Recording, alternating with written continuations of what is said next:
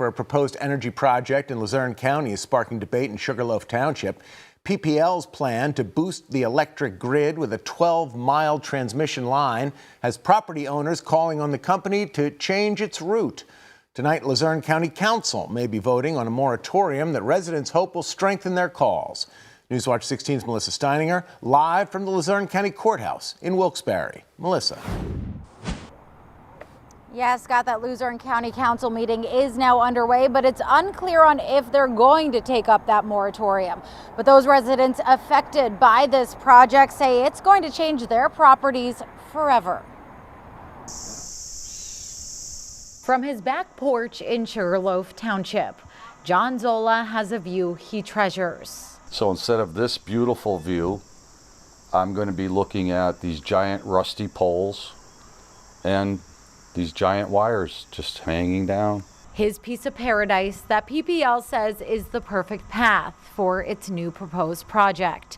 The electric utilities company wants to build a 12-mile long, 500 kilovolt transmission line that would run from Nescapec down through Hazel Township, utilizing and expanding an existing right-of-way. The poles that were here were small wooden poles like you see by everyone's house, like in the city or whatever.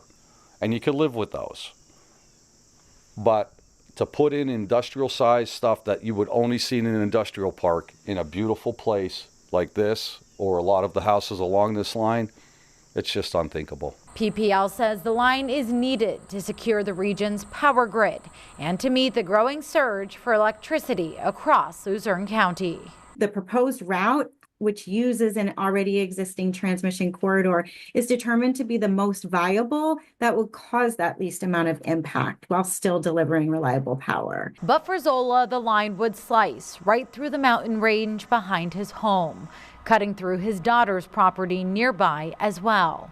We'll literally take off the corner of this basketball court. But beyond the loss of sight lines, he worries about what he can't see.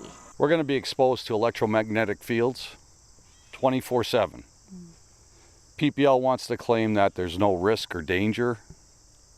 There's no truth to that. PPL says it will work with property owners and follow all state and federal safety standards. We're committed to working with the community, with landowners, with stakeholders, and engage constructively, hear their concerns, and help minimize any impacts. But Zola is working to make sure his voice and his view won't be overlooked. There are better ways for PPL to do this, and they're just, because this is the least expensive route and the most convenient, this is what they want to do.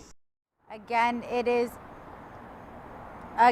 is unclear on if County Council will take up the vote on that moratorium, especially after the group just spoke with PPL yesterday about this project. But they say even if they do, Council really doesn't have the power to stop this project. But for now, live in Luzerne County, Melissa Steininger, Newswatch 16. Scott? Melissa, thanks very much.